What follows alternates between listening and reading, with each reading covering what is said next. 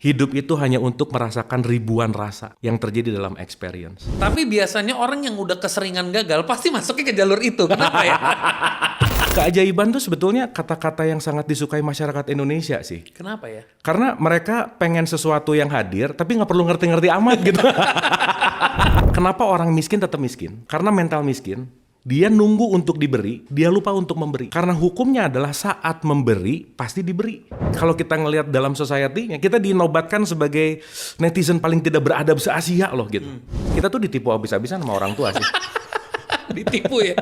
Karena we are the hope, the false hope. Iya. Dan antara baik dan bodoh memang beda tipis. Iya. Ini yang sering saya sebut sebagai people pleaser. Makanya saya selalu bilang di mana-mana, berhentilah jadi orang baik. Iya. Jadilah orang sadar. Jadi tidak enakan sama dengan manipulasi diri sebenarnya. Fix, killing self.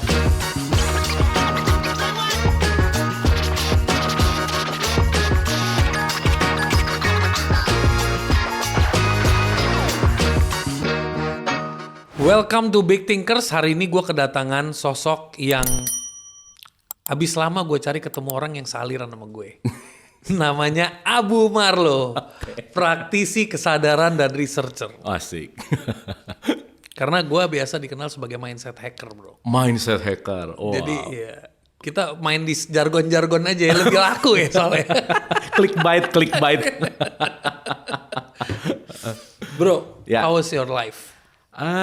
Life is always beautiful lah ya. Yeah. Konteks beautiful di sini adalah mungkin setelah beberapa lama ini juga mengalami penyelaman. Jadi intinya life is always have to be celebrating sih. Yeah. Jadi lagi belajar terus untuk bagaimana.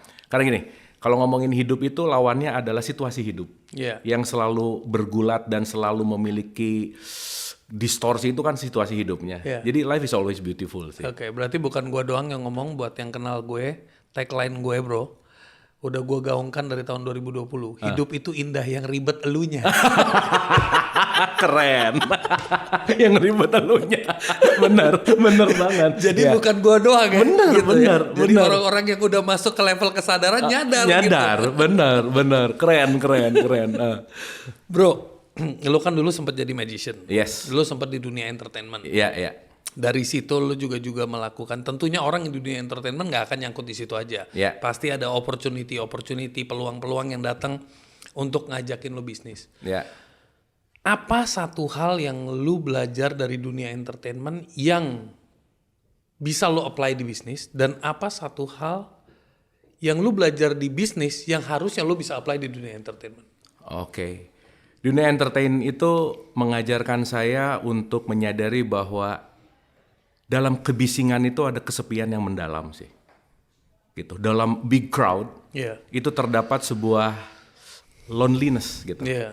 Jadi kalau boleh sedikit cerita tentang konteks kenapa shifting gitu ya. Ya shifting itu sebenarnya kan ya kita tahu bahwa hidup ini dinamis gitu. Dan hidup ini selalu penuh dengan koma, tidak pernah ada pemaknaan tunggal dan absolut. Jadi saya lebih melihat ini sebagai sebuah flowing life gitu. Nah, di titik saat di entertain di puncak-puncaknya, jadi saya sangat beruntung gitu ya, karena dari kecil pengen masuk TV, pengen terkenal, pengen apa dan lain-lain, dan pinjam dari bahasanya Jim Carrey bahwa Jim Carrey tuh ngomong gini, gue pengen kalian semua tuh kaya banget dan kalian semua terkenal banget dan lu nggak akan dapat apa-apa di situ gitu. Iya.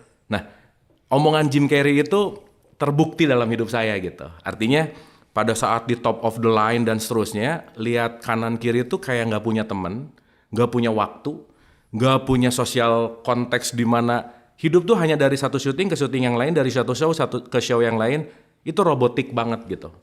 Nah saat itu mungkin lelah jadi robot, lelah jadi badut, budak, apapun penamaannya. Di situ yang di dalam tuh mulai nggak gini juga sih hidup gitu. Nah artinya pada saat konteks naik banget justru malah mengalami yang namanya kesepian. Nah di situ baru menyadari bahwa selama ini saya mencari sesuatu yang di luar, tapi ternyata nggak pernah menyapa sama yang di dalam gitu. Wow. Itu gitu. Jadi dahsyat. Nah shiftingnya waktu itu ke bisnis. Biasa lah ya, identitas yang masa sih seorang master gitu nggak punya bisnis apa dan lain-lain. Iya. Dari 4 bisnis yang dijalanin bangkrut semua, nggak ada yang menguntungkan, dan semuanya berakhir tragis. Dan sekarang dan dibicarakan secara komedi. Dan sekarang dibicarakan komedi. Karena kan ada rumus gini, tragedi plus waktu sama dengan komedi. Iya, betul. Kalau udah ada timingnya, semua tragedi pada akhirnya jadi komedi sih. Benar sekali. Jadi kalau sekarang belum ngelihat komedi berarti belum beres. Lu masih ribet. Gitu. Nah, jadi dari situ bisnis restoran, udahlah itu bangkrut. Bisnis handphone nggak beres. Dan di situ mulai menyadari bahwa ternyata passionnya nggak di situ gitu. Ternyata passionnya bukan building bisnis. Ternyata passionnya bukan dalam sebuah corporate. Ternyata baru banget menyadari bahwa passionnya itu lebih kepada services. Jadi passion saya tuh dari kecil tuh adalah senang banget ngebuat orang lain bahagia. Itu makanya awal dari main band lah, begitu. Sulap itu magician tuh sebetulnya happy aja gitu kalau ngebuat orang they enjoy kan. Enjoy di satu momen bisa cheer up, di satu momen bisa ngebuat orang jadi happy. Pokoknya intinya cair. Nah, ternyata baru menyadari bahwa kayaknya ada satu hal yang lebih ultimate deh daripada pekerjaan yang selama ini nggak bisa menghasilkan, ya konteksnya adalah holistik gitu, kerja ke orang nggak bakat gitu, terus bikin bisnis nggak bakat. Ya akhirnya menemukan bahwa kayaknya dunia pendidikan dan research dan pengembangan self itu, wah this is my passion gitu. Baru menemukan di situ gitu. Oke, ini ada pertanyaan yang agak absurd mungkin. Ya. Tapi gue memperhatikan pola ini di banyak orang, termasuk mungkin diri gue, mungkin ya. Ya. Tapi biasanya orang yang udah keseringan gagal pasti masuknya ke jalur itu. Kenapa ya? Emang ini pelarian aja sih. Pelarian sementara gitu ya. Guys, gue udah banyak gagal ya. Daripada gue capek, gue buka bisnis ngajarin lu supaya lu gak gagal gitu. Dari semua kegagalan gue gitu ya. Iya benar. Aduh kacau. Oke, anyway. It was a joke guys, oke. Jadi gini, tadi lu ngomong passion. Gue penasaran, pada saat lu jalanin, dari lu mulai masuk ke dunia berkarir, berarti lu pokoknya udah mulai nyari duit lah. Nah itu kan, lu tuh dari awal tuh tipenya bergerak dengan apa yang ngeflow di depan mata, nih ada opportunity, atau gue mau ngelakuin apa yang gue suka. Oke, yang kedua sih. Yang gue mau ngelakuin apa yang gue suka. Yes. Akhirnya ke situ. Meskipun di tengah-tengah terjadi dalam tanda petik godaan-godaan bahwa masa sih lu selevel itu nggak punya bisnis, nggak punya brand, nggak punya ini, nggak punya itu, udah macam-macam gitu. Iya begitu ya. Dan itu kan yang mencari di awal bahwa perlu validasi banget gitu. Jadi artinya, let's say ya, saya bisnis restoran itu purely nggak punya skill restorannya, nggak tahu, tapi karena memang ngerasa pengen keren aja nih, gue punya tempat nongkrong gitu, dan harus bayar mahal dari pengalaman itu gitu. Ternyata sebuah bisnis yang tidak involving 100%, ya nggak akan berhasil juga gitu. Agree, karena kita hanya mempercayai orang lain. Dan apalagi saya tuh mantan people pleaser akut stadium 4 lagi. Mantan people pleaser, gue suka nih. Iya. Percayaan, nggak enakan, kasihan. Bisa gimana pun pegawai-pegawai pokoknya harus makan apa meskipun dia nyuri, nyolong, tetap dimaafin, nyuri, nyolong, dimaafin. Berarti lagi. Lu masuk kategori 3M ya? Apa tuh? Pertama memaklumi, kedua memaafkan, ketiga melupakan, terus diulang lagi. Awalnya merasa jadi orang ikhlas dan sabar, tapi belakangan ngerti bego banget gitu. Jadi mulai ngerti beda antara ikhlas, sabar, tawakal, dan tolol tuh tipis gitu ternyata.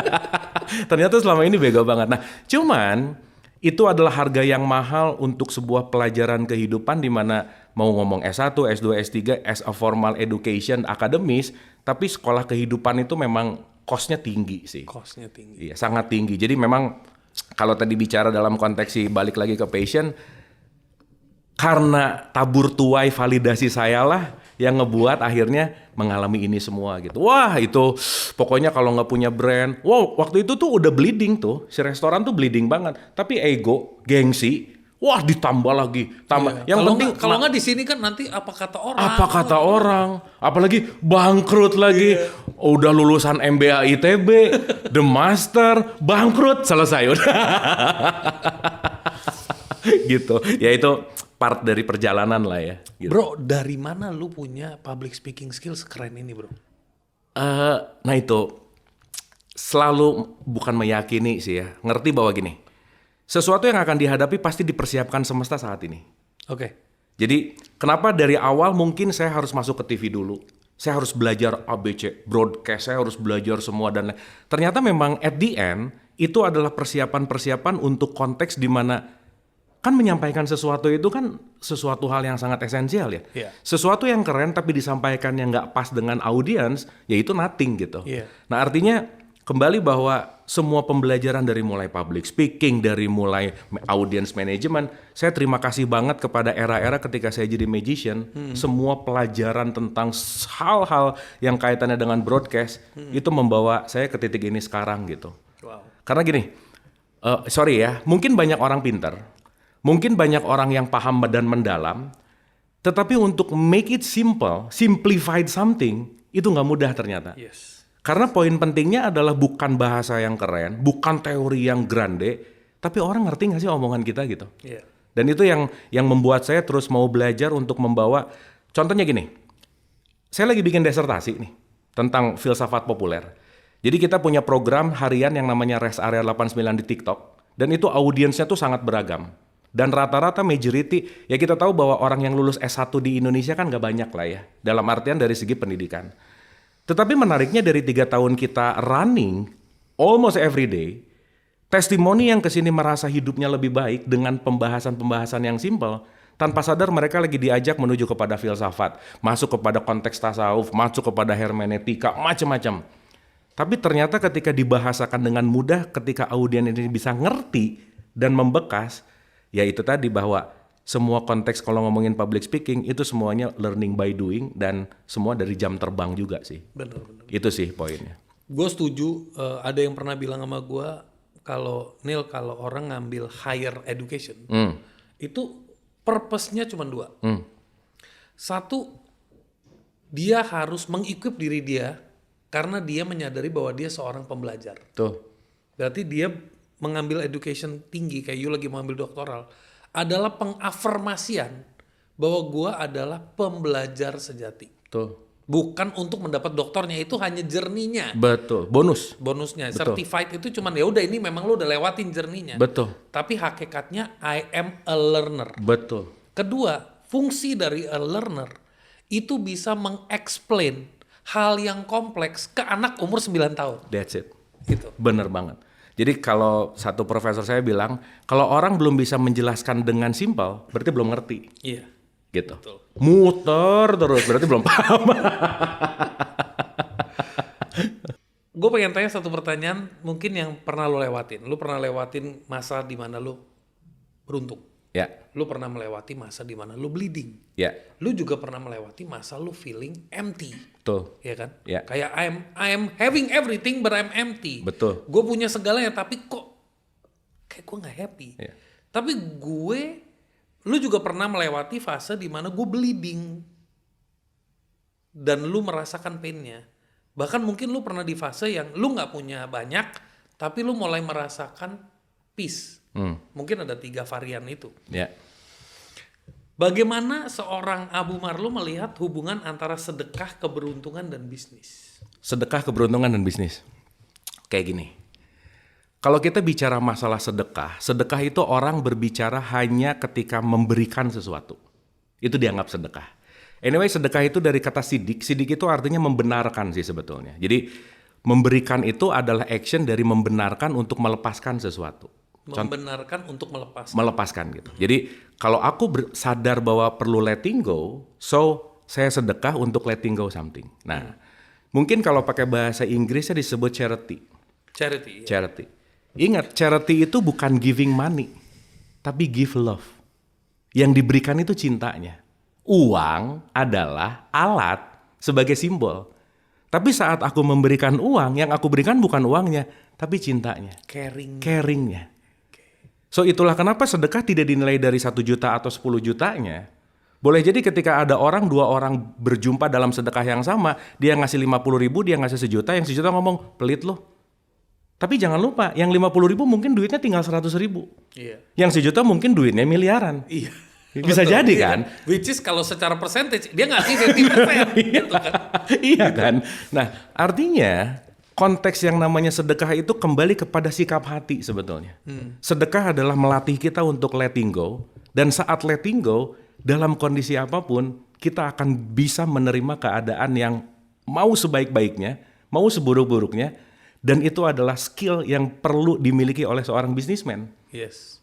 Karena kita tahu ya, bisnis itu kan begini nih. Iya. Konteks bersedekah itu adalah ketika dia bisa letting go something, lagi naik diterima, lagi turun juga diterima gitu. Iya. Jadi artinya kenapa sedekah, keajaiban dan bisnis, dan keajaiban itu sebetulnya kata-kata yang sangat disukai masyarakat Indonesia sih. Kenapa ya? Karena mereka pengen sesuatu yang hadir tapi nggak perlu ngerti-ngerti amat gitu. Itu gue suka tuh. Pengen sesuatu hadir tapi nggak perlu ngerti Iya, gitu. nggak perlu. Iya, Bukan nggak mau, nggak perlu. Nggak perlu gitu. Jadi bahkan dia doa aja nggak ngerti isinya gitu. Dalam konteks di mana ya pokoknya akan terjadi ya, maksudnya kan masyarakat kita tuh kadang-kadang tingkat-tingkat halunya tinggi lah ya, mistismenya lah gitu. Jadi memang nunggu sesuatu yang lupa bahwa segala sesuatu yang datang itu tergantung kita mengundangnya seperti apa gitu. Nah jadi kalau ngomongin sedekah adalah keajaiban, keajaiban itu pasti ada mekanismenya gitu. Nah jadi kalau dikaitkan keseluruhan, sedekah melatih sikap hati dalam melepaskan.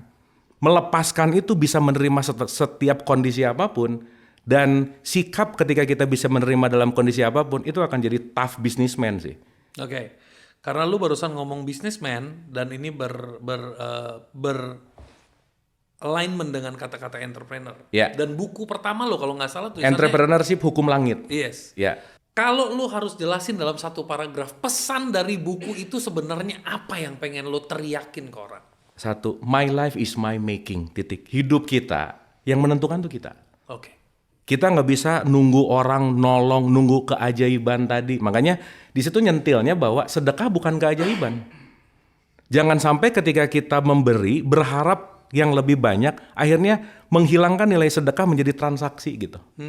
Poinnya ada di situ sih sebenarnya. Harusnya lu caring aja. Caring aja. Selesai. Itu Selesai. memang bagian dari fitrahnya kita sebagai human being. Betul. Karena kita nggak harus ngajarin semesta dan mengingatkan bahwa semesta, gue udah ngasih 10.000 nih.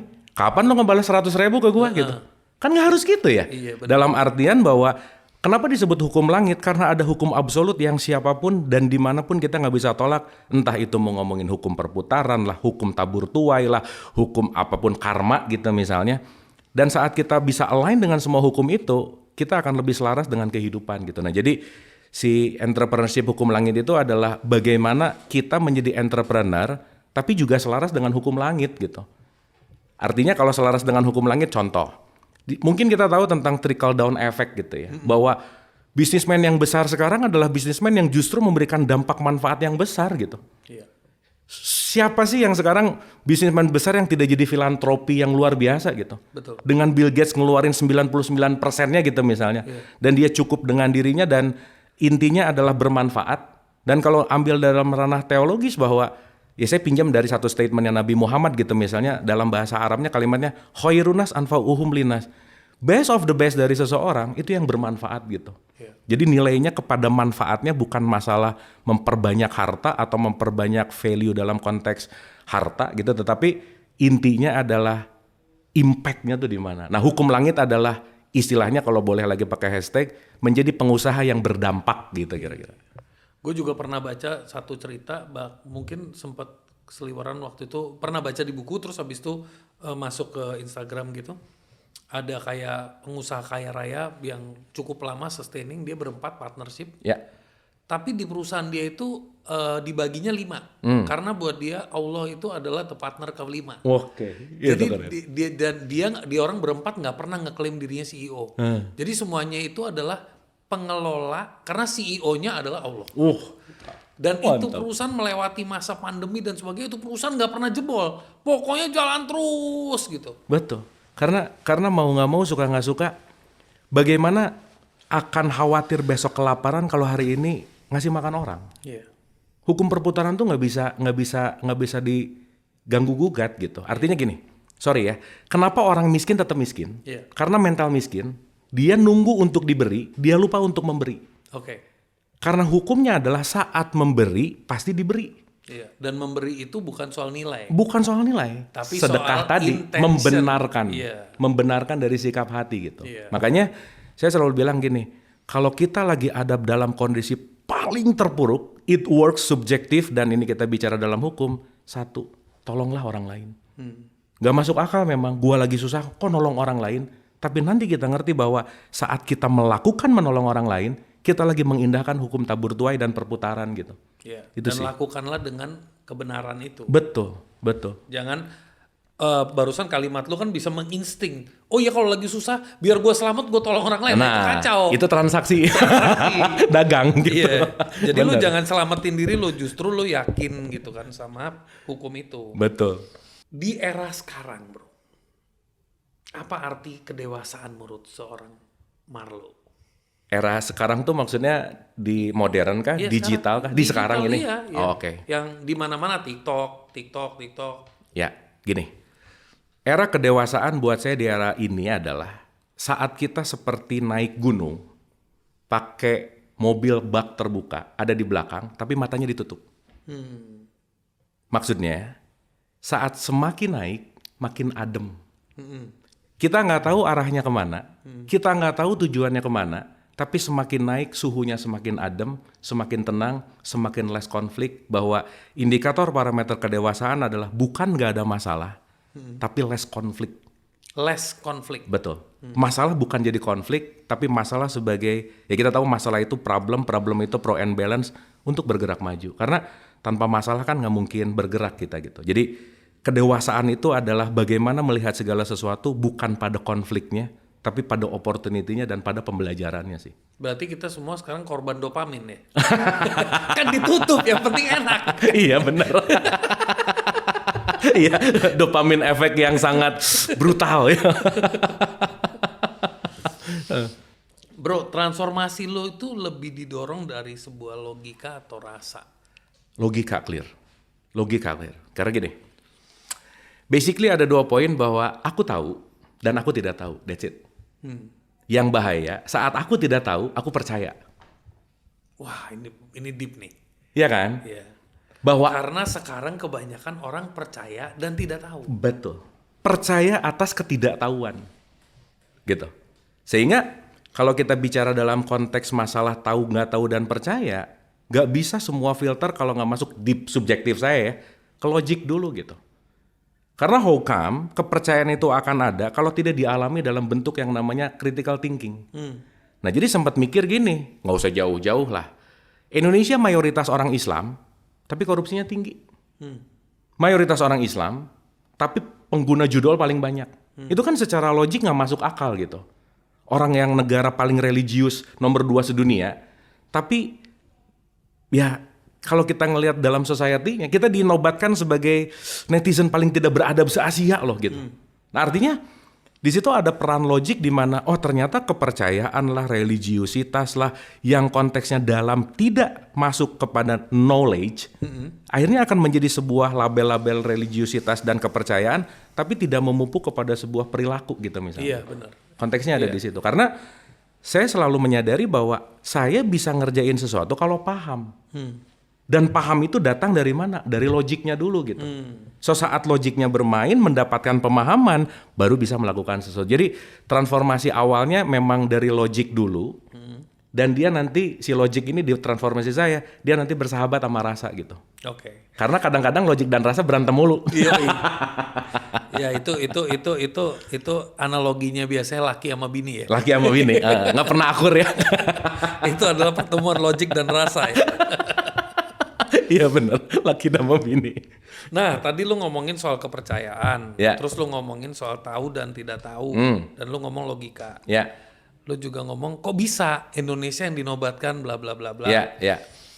Gue lagi mau masuk nih ke topik yang lu paling suka, yaitu tentang mengenal diri sejati versus topeng sosial. Asik. Anyway, kalau kita mau ngomong rada jujur ya, dalam perspektif ini, dalam perspektif kesadaran, 1 detik setelah kita lahir kita tuh dikasih topeng. Bener. 1 detik loh. Topeng yang diberikan sama kita datang dari orang tua kita gitu. Jadi kalau saya agak sedikit pakai kalimat yang sarkas gitu ya, kita tuh ditipu habis-habisan sama orang tua sih. Ditipu ya, karena we are the Hope, the false hope. Iya, the false hope lah. Iya. Dan dia, ibu bapak saya juga kan yakin-yakin aja ya. Kita nggak tahu loh kita ketukar di rumah sakit. Konteksnya ya gitu. Tapi poinnya adalah saat kita terlahir, kalau saya sebut sebagai sesuatu yang pure, kita langsung diberikan filter mulai dari identity. Dan identitas itulah yang kita asosiasikan berasa bahwa aku adalah identitas itu. Betul. Sehingga ketika identitasnya dikasih makan tiap hari, maka si diri palsunya, maka si diri yang tadi sosialnya itu makin besar. Topengnya makin merekat. Topengnya makin merekat. tebal. Iya, makin tebal. Betul. Tebal. Meskipun kalau pinjam dalam teorinya Carl Gustav Jung, salah satu arketipe hidup dalam manusia itu adalah masking. Memang kita perlu topeng. Iya. Karena ya saya datang ke undangan topeng undangan. Saya datang ke kelas ya topeng kelas. Tetapi yang berbahaya adalah ketika di mana-mana dia tidak sadar menggunakan topeng, bahkan di rumahnya topengnya lupa dilepas, dia lupa bahwa diri sejatinya tuh siapa. Karena yang terpenting bukan topengnya, tapi siapa di balik topeng gitu. Yeah. Nah jadi balik ke pembahasan tadi bahwa setiap orang itu memang terjebak pada topeng ilusinya masing-masing. Justru salah satu PR besar dalam hidup adalah freedom, liberty dari topeng-topeng lama itu untuk menjadi kembali kepada dirimu yang sejati gitu. Dirimu yang pada saat itu belum tanpa topeng gitu kira-kira. Nah, pada saat gue punya, lu pasti ngerti tentang the concept of true self Yes. sama false self. Betul. Ya kan? Betul. Kita kan hidup tuh selalu juggling ya. Betul. Kayak main bola gitu juggling. Betul, betul. And then kita kadang-kadang bahkan mungkin saking udah sering juggling, the true self-nya udah jatuh, false self-nya segitu banyak, kita juggling terus. Betul. Nah, tapi dalam proses itu kita juga melakukan yang namanya validating. Kita mencari validasi. Betul. Jadi kita kayaknya pada umumnya semua orang itu hidupnya itu bawaannya berkorban. Betul. Berkorban untuk saudaranya, untuk temennya, untuk gurunya, untuk bapak ibunya. Nah pada saat kita berjuang untuk menyenangkan semua orang di sekitar kita, siapa sebenarnya yang lagi kita bunuh? Yang lagi diburu. Dibunuh. Ya gini, saya selalu membagi 3 area. Egois, altruis, dan sadar. Egois itu adalah, bahasa gampangnya, yes ke dalam, tapi no keluar. Yang penting gua untung, lu rugi gak apa-apa. Oke. Ini orang jahat nih. Ini orang jahat nih. Yes ke dalam, no keluar. Ya, pokoknya gimana caranya gua oke gitu. Nah di tengah-tengah, ini altruis yang sering disebut orang baik. Which is orang baik itu rata-rata baik keluar, yes keluar, tapi bisa no ke dalam. Makanya orang baik itu jauh lebih menderita dari orang jahat. Oke. Gitu. Dan antara baik dan bodoh memang beda tipis. Iya. Ini yang sering saya sebut sebagai people pleaser. Di mana dia berusaha menyenangkan semua orang meskipun dirinya nggak senang. Karena udah ada mindset tentang superhero effect gitu. Sinterklas syndrome. Iya. Gitu intinya. Dan ketimuran kita membawa masyarakat people pleaser itu tinggi jumlahnya. Itu menarik gitu.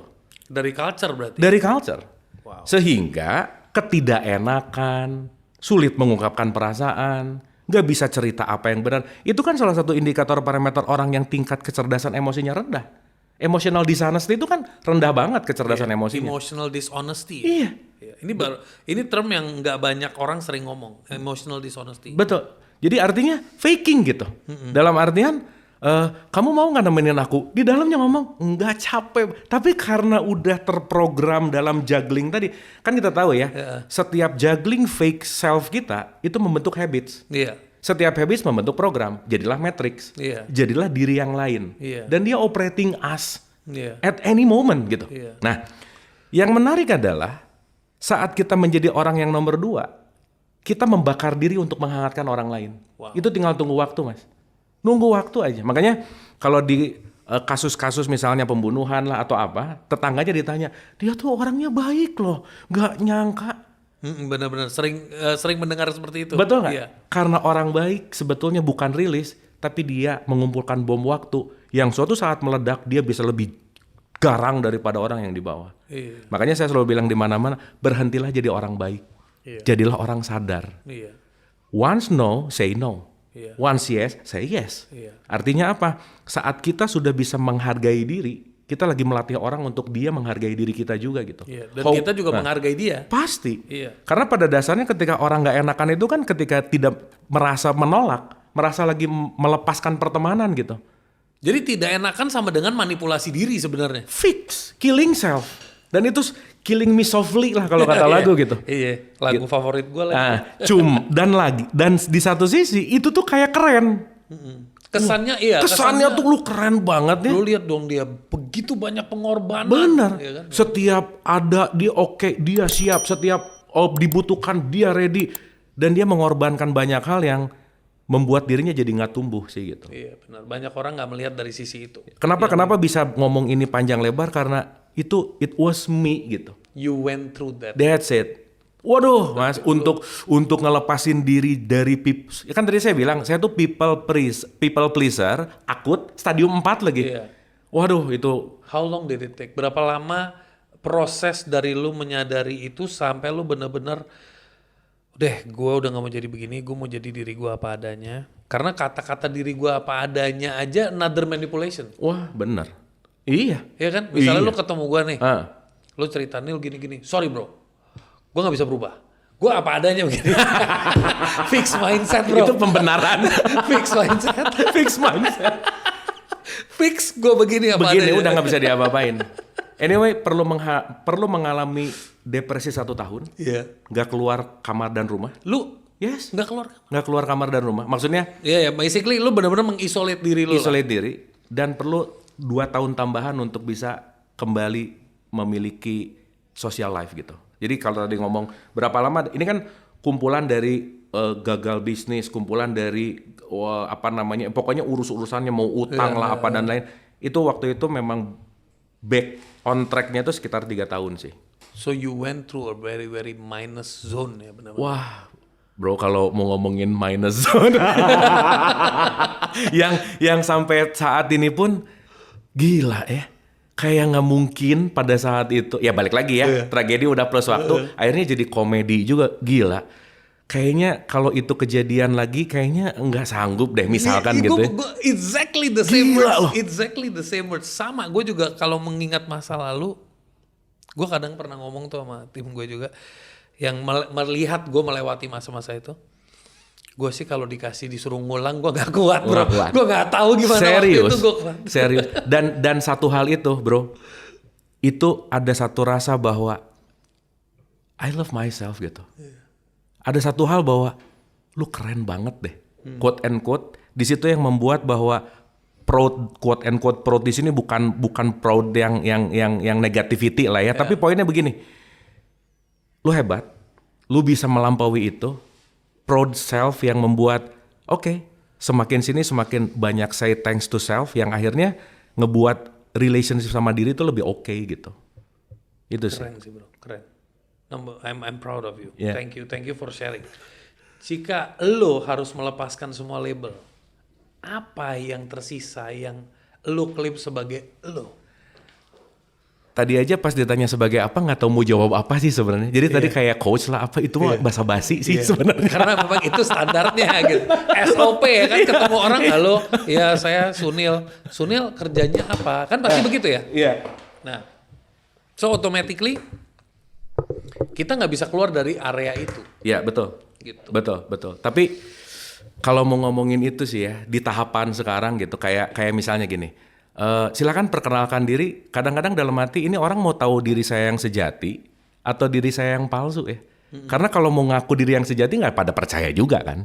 Dalam artian, kalau kembali kepada identity, saya punya satu program namanya 3 Fakir dan kita punya satu hashtag namanya nggak tahu apa-apa, nggak bisa apa-apa, dan bukan siapa-siapa. So, mau semua validasi kayak mau semua apa dan lain, nggak ada apa-apa, dan itu yang udah saya rasakan dan latih tiap bangun tidur bahwa I'm nothing gitu. Iya. Dalam artian saya selalu bilang loh di kelas di mana satu hal yang di disclaimer bahwa please jangan pernah percaya omongan saya. Karena saya tidak berusaha untuk meyakinkan sesuatu, nggak ngajak kemana-mana, nggak menjanjikan apapun. Tapi kalaupun ada kata-kata ini yang bisa dimasukkan ke dalam konteks thinking dan nanti dikunyah pelan-pelan jadi sebuah pelajaran, do it. Iya. Don't trust me gitu. Iya. Karena kata kuncinya adalah kita semua adalah teman belajar bertumbuh. Jadi balik lagi bahwa buat saya kalau kata-kata tentang identity itu udah nggak important at all. Iya. Dan orang mau gimana pun ya udah. Artinya acceptance untuk menyadari bahwa I'm nothing gitu. Iya. Itu sih. Jadi kalau ditanya sama orang, lu sebenarnya siapa? I am nobody. Ya, Lu tujuannya? I don't know. I don't know. Why are you here? I don't know. But if it makes you happy, I am happy. Keren. Iya, karena apa ya? Kayaknya di tahapan ini udah nggak ada lagi topeng yang harus dipegang mati-matian gitu. Iya. So berusaha sesantai mungkin, serileks mungkin dan seapa adanya dan itu lebih free sih, gitu. Dan free itu kan mahal bro. Free itu mahal, guys. Free itu mahal. Harus bangkrut dulu. Dan jumlahnya nggak sedikit sih. Iya. Bro, sekarang nih era dimana gue ngerasa mendadak banyak sekali yang namanya guru-guru kehidupan bermunculan, bro. Tuh. Itu kan mungkin dari statistik banyak orang gagal ya, bro. Atau bangkrut ya. Ini orang bangkrut pada jadi guru spiritual semua nih. Kita gitu. nggak tahu ya. Kita nggak tahu. Tapi ada juga memang orang gini, gue mundur sedikit. Lu pernah dengar tentang Mahabharata nggak? Perang. Jadi gue tuh pernah diajarin sama ortu gue.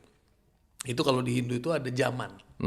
Jadi zaman sebelum Mahabharata tuh namanya Golden Age. Golden Age, yes. Terus setelah Mahabharata itu namanya Kali Yuga. Kali Dan di Yuga. situ udah diprediksi di era Kali Yuga ini akan banyak sekali yang namanya guru-guru spiritual dan sebagainya. Jadi dia bilang di era ini mencari Tuhan, berkoneksi dengan Tuhan itu jauh lebih gampang dibanding di era Golden Age. Yeah. Di mana di situ lu untuk mendapatkan true connection you have to go through sacrifice. Yeah. Di mana orang hidup sampai beribu-ribu tahun ya kan waktu itu. Oke.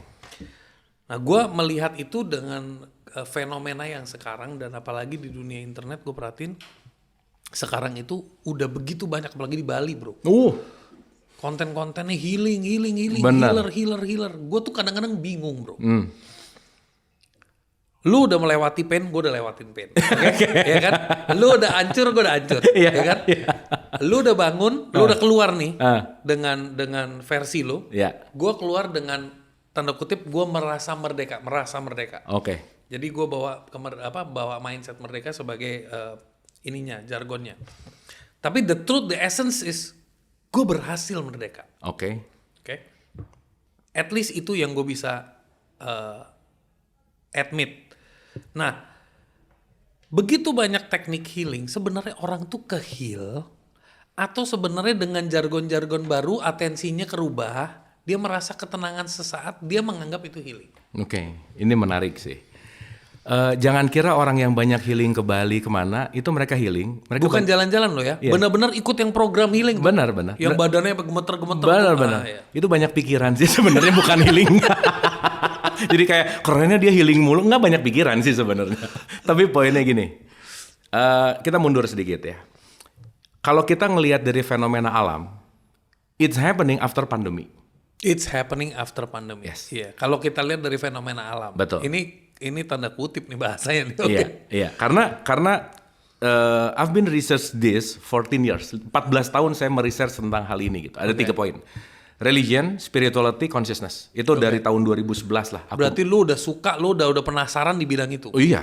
Jadi pertama kali kenapa turn ke sini adalah salah satunya adalah yang membawa adalah si kegelisahan tentang agama sih sebetulnya. Akhirnya jalan-jalan ke spiritual, akhirnya jalan-jalan ke consciousness gitu. Nah, kenapa dibilang pandemi itu di satu sisi adalah virus gitu, di satu sisi adalah destroying. Tapi always paradox in life kan. Iya. Jadi di satu sisi menghancurkan, tapi di satu sisi mengembangkan gitu. Iya, melahirkan sesuatu. Melahirkan sesuatu. Ya kayak Trimurti lah ya. Selalu ada di situ gitu. Selalu ada destroyer gitu kan. Poinnya ada di situ. Nah, kalau kita bicara dalam konteks ini, sorry ya, kenapa orang pindah ke sini? Salah satu indikator yang mungkin secara subjektif yang mungkin ini juga lagi ditelaah. Orang tuh bosan sama agama sih. Iya. Bosan dengan ritual. Iya. Bosan dengan syariat. Bosen dengan konteks yang pada saat pandemi orang dirumahkan, dia nggak bisa ke tempat suci, dia nggak bisa nyari Tuhan di tempat suci, mulai tersadar bahwa kayaknya ada higher being deh. Nah, padahal itu yang ditulis di agama, woi. Padahal dari dulu juga gitu kali gitu. Cuman ya kayak umat muslim tuh kan nggak bisa umroh, coba kebayang nggak? Iya. Nggak bisa haji gitu, Iya. nggak bisa jumatan gitu. Artinya ada sesuatu yang shifting dari hal-hal yang ritual Iya. menuju kepada yang lebih delicate yang masuk ke dalam konteks soul, mungkin bahkan ke spirit gitu. Iya. Nah, artinya sorry ya kalau saya pakai bahasa bahwa orang beragama itu bisa mabuk agama. Mabok agama, oke. Memungkinkan sekali gitu. Iya. Karena saat dia mabuk, agama bukan menjadi jalan tetapi menjadi Tuhan. Iya. Yang akhirnya bisa menjelekkan agama lain dan seterusnya. Iya. Nah, kalau ngelihat sekarang ini cuman pindah era. Yang asalnya mau mabuk agama, sekarang mabuk spiritual. Oke, levelnya udah beda nih. Levelnya beda. Udah pindah gang. Enggak, lagunya sama, cuman orkestrasi Masih di kompleks yang sama, iya, gangnya aja beda. Iya, jadi lagunya itu juga, cuman ini another design atau aransemen yang beda aja gitu. Lagunya itu juga gitu. Karena ya ini cuman berpindah bahwa yang asalnya mungkin sering ke masjid sekarang ngomongnya sering meditasi gitu. Kelas yoga penuh, Iya. kelas meditasi penuh. Tapi balik lagi ini adalah sebuah pencarian kalau ngelihat ya bahwa setiap orang itu kan pada dasarnya dia sangat ingin tahu siapa dirinya.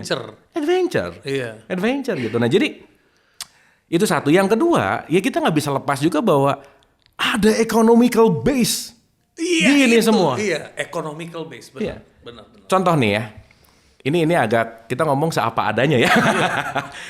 Sesuatu yang bertahan lama dalam kesemestaan ini pasti ada menguntungkan dalam evolusi, betul nggak? Betul. Karena dia ada konteksnya dalam konteks yang namanya long term gitu. Iya. Ya kayak sekarang kalau kita ngelihat kegiatan-kegiatan agama itu kan sangat banyak memutar roda ekonomi. Betul. Mau itu Idul Fitri, haji, coba. Jangankan ngomong yang muslim, Ah. semua. Jadi maksudnya bahkan di India baru-baru ini ada film Ramayana ya, maksudnya kayak Ya. epic story Ramayana. Dia orang bikin temple Ram, Ah. Rama gitu. Itu by design bro, the whole city bro. Sampai dikumpulin semua pendeta, semua itu preparation of all hotels and everything. Local UMKM-nya semua disiapin. Jadi memang itu udah kayak orang umroh bro. Jadi itu kayak orang dari seluruh dunia bakal datang ke situ. Yes. Iya. Ya sekarang kalau kita ngelihat big picture-nya, apa? Salah satu besarnya adalah economical kan. Ya, economical. Dan ekonomi hidup dan seterusnya lah. Terlepas dari apapun kepercayaan dan Yang lain-lain. penting kan you datang ke sana you feel good. That's it. Iya kan? That's it. Itu. Nah. Tapi banyak orang memang suka masih bingung membedakan itu. Betul. Nah, sekarang kembali kepada healer tadi gitu. Ya sorry banget nih ya. Kadang baca satu buku langsung bikin seminar sih. Bahkan bukunya belum beres dibaca, dia tahu something, ya udah. Enggak, itu buku masih keren lo baca buku. Sekarang pakai GPT bro. Semua kontennya GPT, jadi dia cuman iya gitu. Nah anyway, jadi ya balik lagi ya bahwa apapun konteks yang terjadi pada shifting paradigm yang sekarang dalam konteks spirituality, waduh, kayaknya hampir bosan banget deh dengar kata-kata mindfulness sekarang coba. Iya benar. Itu udah jadi jengah banget gitu. Iya. Yang mungkin dulu unpopular, sekarang lebih populer, merambah, ada opportunity perputaran roda ekonomi, dan di situ ya balik lagi ya, hal yang paling mudah untuk kita engagement apa sih kalau bukan keyakinan? Keyakinan itu adalah sesuatu engagement yang simply membuat engagementnya lebih mudah gitu kira-kira. Iya sih. Nah sehingga ya balik lagi, sekarang mau healer A atau healer B atau healer C, ya lagi shifting di dalam konteks yang ya musimnya cuacanya seperti ini.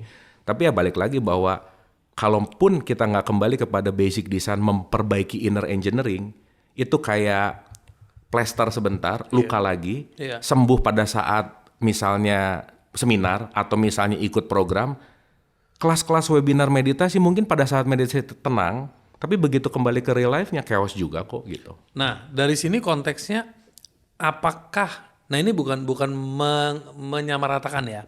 Tapi pertanyaannya begini. Apakah memang manusia itu bisa heal dengan fasilitator atau dia memang punya ability to heal by himself? Oke, kalau kita bicara dalam konteks itu gini. Saya selalu bilang bahwa kemana-mana anggapan aja saya tuh bidan. Bidan itu adalah membantu melahirkan. Gitu. Artinya yang di luar itu cuman membantu seseorang menghidupkan sesuatu yang udah ada. Oke. Artinya sebenarnya sorry itu saya ya, nggak ada sesuatu yang healing dari luar. Karena sebetulnya yang luar itu sebetulnya trigger aja sih. Oke. Konteksnya hanyalah memicu, tapi saat tidak di-apply, tidak dibangkitkan, ya itu kan nggak akan terjadi self-healing gitu misalnya kalau kita ngomongin self-healing gitu. Iya. Tetapi entah itu knowledge-nya, entah itu inspirasinya, kita bisa dapat dari siapapun. Tapi balik lagi bahwa dalam konteks ini, kesembuhan itu tidak terjadi pada di mana di luar diri kita, tapi saat kita beneran bisa kembali kepada diri gitu. Jadi Berarti kembali ke kemauan dulu dong. pasti, And itu larinya ke sadar. pasti. Jadi sadar dulu kayak something wrong with me, Yes, baru mulai mencari tahu, ya, baru mulai mengerti, Ya. baru meng-apply ya. dan memaintain Ya. dan terus mengimprove. Berapa persen yang gitu? Karena dari apa yang saya telah, mungkin nggak tahu jumlah persennya, kan ikut-ikutan. Iya. Kesini oke, kesini oke. Tapi dia nggak pernah benar-benar ngerti dulu bahwa konteks apa sih yang harus diberesin? Apa sih, gimana saya mau menyembuhkan luka kalau nggak tahu lukanya gitu misalnya. Iya, jangankan nggak tahu lukanya, gua harus ngomong sama siapa. Nah, betul. Kan Nah itu kan larinya ke situ kan. betul. Si FOMO ini kan juga tinggi ya. Nah ini FOMO. Iya. Jadi healing FOMO nih gitu. Orang gitu ikut ah. Iya. Orang gitu ikut ah gitu. Ya dan balik lagi ini di capture sama sebuah opportunity dengan roda perputaran ekonomi dengan semua konteks apapun itu. Jadi ya kembali kepada musim sih. Cuacanya begitu gitu. Gua hari ini lupa mempersiapkan nama, tapi ada 2 penemu psikologis. Gue sempat baca artikel ini dan ini artikel hit me so hard. Jadi ada 2 penemu aliran psikologis. Yang satu itu konsepnya yang sekarang dijadiin bisnis, di mana semua university, maksudnya menjadi basis akademisi psikologis. Ya. Itu dari si penemu si A misalnya gitu. Oke. Oke. If you know this, nanti you correct me ya.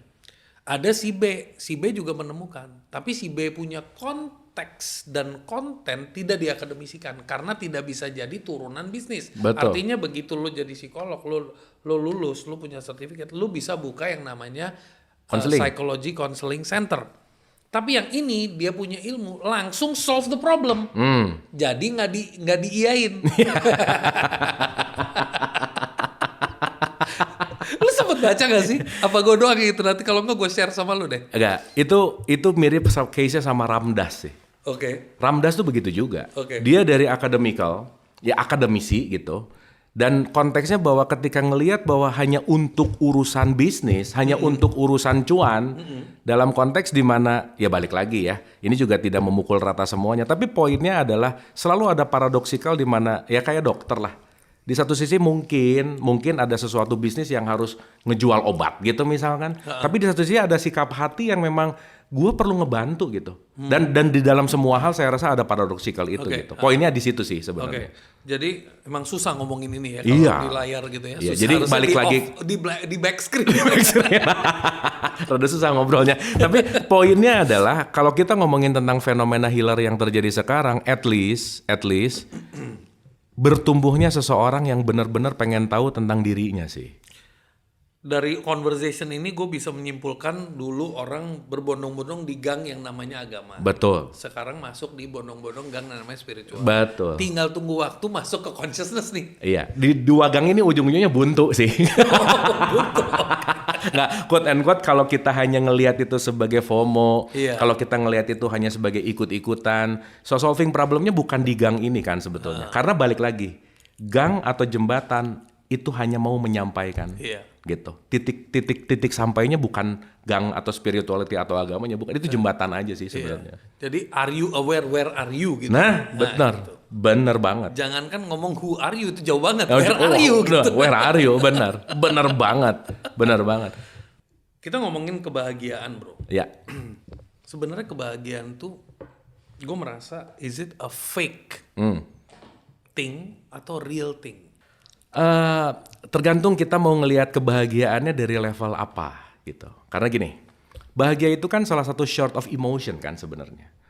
Konteks bahagia adalah ketika seseorang dia bisa menerima seapa adanya tanpa sebuah konsep Dan kalau mau pinjam dari bahasanya Eckhart Tolle, happiness is always happening now. Saat kita tidak terjebak dengan masa depan dan masa lalu, that's happiness. Kuncinya ada di situ gitu. Nah, kadang orang lupa memisahkan antara mana bahagia dan senang. Oke. Bahagia dan senang ya. Nah, Ya. karena senang itu when get something, feel happy, padahal itu senang. Oh iya, berarti definisi tadi gue salah ngomong. Berarti bahagia adalah joy, Yes. joyful. Joyful. Dan happiness itu sesuatu yang temporary. Karena begitu lo dapet, Ah. lo beli mobil nih, lo happy. Iya. Seminggu kemudian temen lo beli yang lebih keren. Lalu.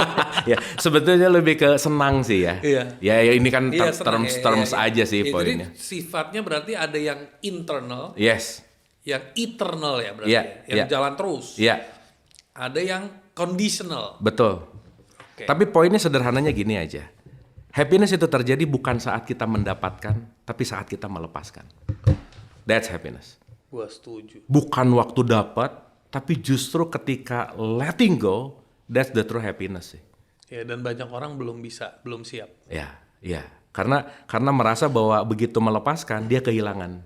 Konsep kemelekatan itu kenapa ada di kemanusiaan itu by default?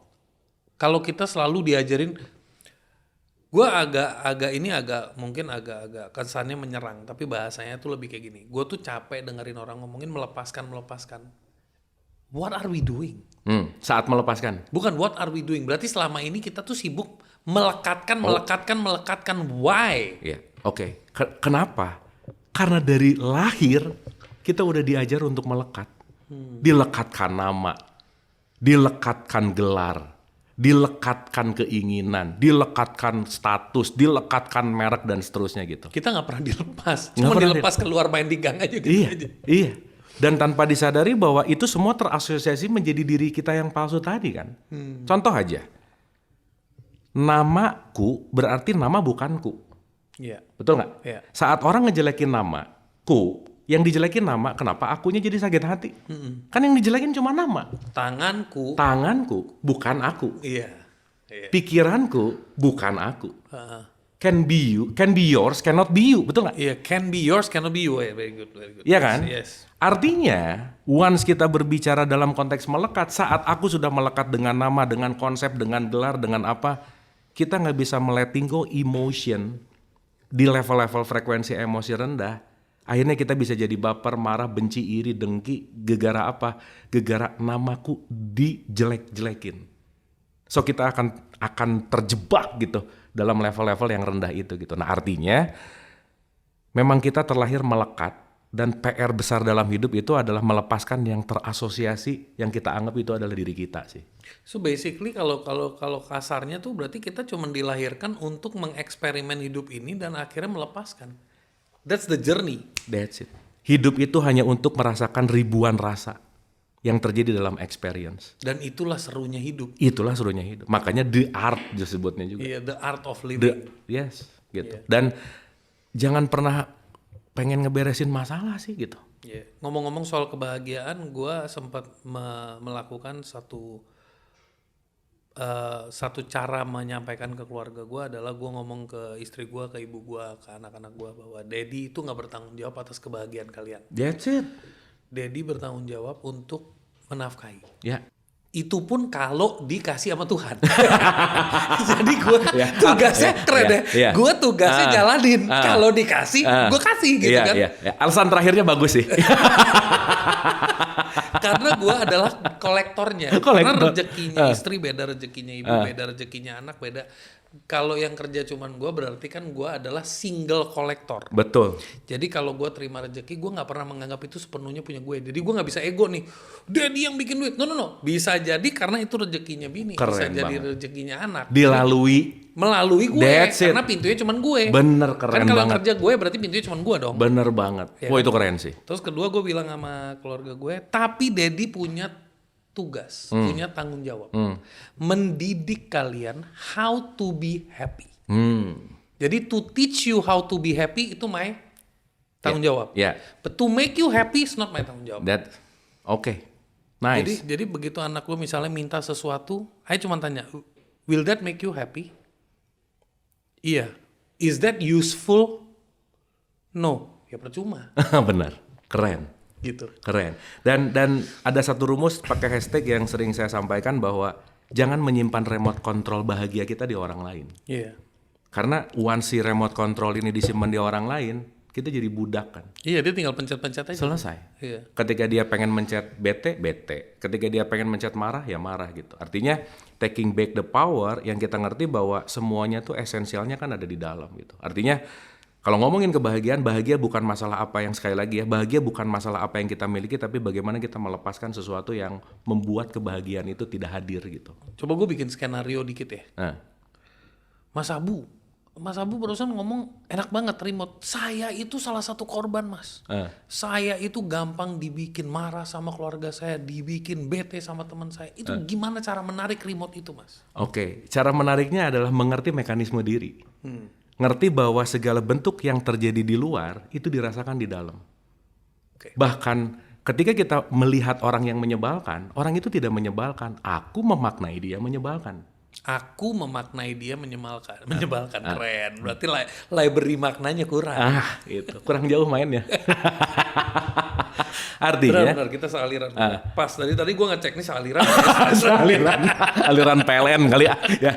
Dan artinya kan semua kita menggunakan kacamata kita menggunakan perspektif kita menggunakan POV kita yang akhirnya kita bisa menjudge sesuatu gitu. Dan judgement itu kan tidak datang dari orang lain, datang dari program kita gitu. Nah, saat kita ngerti inner engineeringnya untuk taking back the power, oh ngerti selama ini kenapa gua benci sama dia, bukan gua benci sama dia, ada luka di sini dan dia hanya mengingatkan aku terluka gitu. Lu pernah ada case-case yang datang ke lu, mungkin pas lu buka kelas gitu ya. Ada nggak case yang datang ke lu yang parenting, yang misalnya orang tua bilang anak gue susah dibilangin, anak gue itu ngelawan mulu, nggak pernah menghormati gue, pokoknya kayak gitu-gitulah. Ya. Di acara pagi hari yang saya bilang rest area 89, 2 case terbesar nomor 1, biasanya rata-rata kan yang naik ibu-ibu. Kasusnya apa coba? Suami saya, itu nomor 1 aja. Suaminya kasusnya nomor 1. Oke. Yang kedua anaknya. Oke. Jadi top 2 ini, jadi top 2 problem for the for the woman. woman. Ya maksudnya buat relationship ya. Iya. Nah, saya balik gitu. Bagaimana kita akan membuat anak mengerti ketika kita belum mengerti terhadap diri sendiri. Karena kan mau nggak mau, semua yang di luar diri kita termasuk khususnya anak, itu pasti adalah mirror. Contoh, seorang ibu yang selalu mengatakan, kamu tuh jangan marah-marah dong nak. Nyuruh jangan marah-marah sambil marah-marah. Coba diulang. Itu keren. Anak tuh nggak ngedengar kata-kata, tapi dia ngeliat gesture, lebih dalam lagi dia peka sama vibrasi ibunya. Iya. Dan yang menggetarkan anak tuh bukan kata-katanya. Segimanapun softnya kata-kata, tapi vibes-nya orang tuanya. Dalamnya mendidih, kerasa gitu. Karena jangan lupa, sebelum kita berkomunikasi dengan kata-kata, energi kita tuh saling berkomunikasi gitu. Itu dia vibrate anything gitu. Apalagi orang-orang terdekat. Nah, jadi memang sorry ya, kemarin ngobrol sama dokter kandungan. 99% orang yang menikah sekarang, satu, nggak ngerti menikah untuk apa. Yang kedua, nggak ngerti bagaimana proses persalinan. Yang ketiga, nggak ngerti bagaimana proses anak itu terjadi. What? 99%. Makanya program 1000 hari kelahiran atau kehidupan itu nggak terlalu oke, karena ini nggak ter-apply dengan oke gitu. Iya, padahal itu zero. Jadi from the day one you get married, till anaknya umur at least 2-3 years ya. That's gila nggak bahwa golden period 0-7 di mana anak diberikan sebuah subconscious mind program which is parentsnya nggak ngerti gitu. Jadi kebayang kan gimana sekarang anak keturunan, contoh lah nggak usah jauh-jauh. Baby boomers komplain sama Gen Z. Gen Z tuh gini-gini. Dia lupa adanya Gen Z gara-gara lu kan. Dia gini, yang ngajarin siapa gitu. Kan harus ada XYZ. XYZ gitu. Dia begini karena ada diturunkan, diwariskan pola pengasuhan gitu. So itulah kenapa banyak mindset yang perlu kita sadari, nggak usah jauh-jauh aja. Hal yang paling perlu kita sadari bahwa bukan anak yang berbakti kepada orang tua, tapi orang tua yang perlu berbakti sama anak. Kenapa bro? Kenapa lu bisa membicarakannya itu kebalikannya? Sedangkan kita dilahirkan dan dibesarkan, gua nggak tahu waktu lu kecil lu gimana. Tapi gua datang dari ekosistem Kalau orang India kan lebih ini lagi ya, lebih tradition lagi ya. Jadi, wah pokoknya kalau gede itu udah belum apa-apa udah di pundak gue nih. Ma bapak gue harus gue jaga, keluarga gue harus jaga. Jadi lu belum apa-apa lu tuh udah dikasih beban, beban psikologi. Beban narasi sih tepatnya ya. Tepatnya narasi yang dimasukkan programming. Ya. Lah, kan yang pengen punya anak ibu bapaknya. Betul nggak? Sehingga ketika dia yang menginginkan, dia bertanggung jawab terhadap apa yang dia inginkan dong sebetulnya. Itu satu. Yang kedua, anak yang melahirkan orang tua. Anak yang melahirkan orang tua benar. Iya. Karena kalau nggak punya anak, dia cuma suami istri aja. Tapi saat dia punya anak, dia justru melahirkan orang tua. I tell my son that. Iya. Because of you, I'm a daddy. That's it. Kalau enggak, I'm not a daddy. Nah, Iya, gitu. iya, no. Nah, artinya, ya maaf ya, kenapa disebut orang tua? Karena emang duluan lahir aja sih. Duluan lahir, lebih banyak pengalaman, tapi belum tentu lebih baik dan benar. Dan disitulah mungkin ya kalau kita ngelihat lebih dalam tentang perspektif parenting, dalam tanda petik kalau ngelihat dari satu perspektif ini, anak itu guru agung bagi orang tuanya. Iya. Waduh, ini tuh terbaik lah, the best teacher in life itu kan cuma ada dua ya, pasangan dan anak sih sebenarnya. Betul. Dan artinya saat anak ini guru agung, maka hubungan orang tua dan anak itu sebetulnya teman bertumbuh bersama kan. Harusnya begitu. Nah gitu. Sehingga di case-case yang sering naik bahwa anak tuh gini. Dan lucunya bro, di teman-teman rest area ini yang naik dengan case gitu, wah yang akhirnya dia berusaha merubah anaknya seperti apa yang dia inginkan. Tapi dia lupa bahwa perubahan itu datang dari dalam gitu. Saat di dalam berubah, yang di luar ikut berubah. Rata-rata yang melakukan testimoni begitu ngobrol lagi, naik lagi, itu mengalami perubahan yang signifikan relationship antara ibu sama anaknya sih. Wow. Karena ibunya yang berubah dulu gitu. Iya. Itu sih poinnya. Tapi lu barusan ngomong itu, gue mau shout out ke nyokap gue. Thank you, Mom. You have to watch this video. You will be proud of me. Asik. Karena dia pernah ngajarin gue, bro. Tadi lu kan ngomong soal cerminan ya. Ya. Dari gue kecil, bro. Dari gue kelas 5 SD, bro. Dia ngajarin gue satu kata. Yang pakai bahasa Inggris itu, dia ngomongnya gini, Sunil, what's in me is in you. Asik. Terus, tapi dia ngomongin tuh zamannya gue sama temen kan. Misalnya dulu kita berumur segitu kan, kita dekat sama teman, ribut sama teman ya. Tuh. Jadi dia pernah ngomong, language yang dia pakai lebih kerennya tuh gini, what's in me is in you. What's in you is in him. Terus gue diem, terus dia tanya, so who is that? What's in you is in him. Gue bingung maksud lo apa. Dia bilang if you feel good, you don't have to talk, he will feel good. That's it. If you niat nipu, you don't have to talk. Lu mau sweetnya kayak apa, dia bakal feel lu mau nipu. Yes. Gitu. Yes. Dan gue pernah argue, kalau guanya good, dianya nipu. Gue ketipu dong berarti. Kan gue good, dia bad dalamnya. Jawabannya gini, you keep doing good, dia bakal hilang. Nice. Gitu. Bener, keren banget. Jadi what's in you is in me. Aduh itu Oh itu dalam sih. apa namanya?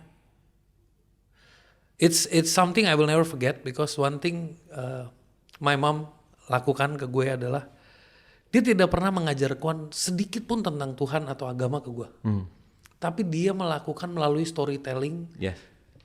Jadi setiap story yang ada makna. Misalnya dulu dia pernah ada satu cerita nih, gue lagi masuk ke fase ngobrol dikit. Dia bilang ada cerita ada satu raja. Raja ini paling jujur. Seantero pokoknya. Nah pokoknya dia gak bisa bohong nih. Nah dia punya burung kayak burung apa kakatua lah misalnya gitu. One day burung itu tuh udah mau dimangsa. Jadi kayak karena mau dimangsa dan zaman dulu tuh mungkin burung dan sebagainya itu kayak jadi something yang mahal. Ya. Jadi dia harus menyelamatkan diri dan dia karena dipelihara sama raja ini burung ini juga jujur. Gitu. Jadi one day dia burungnya berubah. Dia harus acting kayak dia mati. Padahal dia nggak mati. Tapi dia harus melakukan itu. Di situ nyokap gue maksudnya lu kalau harus bohong demi kebaikan, it's okay asal lu tahu. Dia lanjutin lagi ceritanya. Ada konsekuensi yang harus lu bayar. Yes. Jadi jangan berhenti cuman kata it's okay. Jadi nyokap gue selalu bilang, lu jangan percaya sama white lie. White lie itu adalah keputusan. Lu merasa ya udah gue harus ngomong. Gue bilang contohnya gimana? Dia kasihlah cerita soal karma. Karma intinya ada sapi dikejar mau Sembelih. sembelih. Sapinya kemana, terus ada orang yang ngejar itu nanya di mana, pendetanya nggak bisa ngomong, dia cuma kasih tangan begini. Di kehidupan berikutnya pendetanya itu jadi pendeta juga, tapi dia kena masalah, ada orang bunuh someone, orangnya kabur, dikira pendetanya, tangannya dipotong. Jadi dia bilang he did not lie, but he still had to pay the price. Yep. Gitu. Iya. Jadi hukum tabur tuai nggak tahu di Apapun manapun, lah ya. apapun bahasanya, pokoknya kita percaya kalau kita melakukan baik, baik akan datang, kita melakukan buruk, buruk juga harus kita bereskan.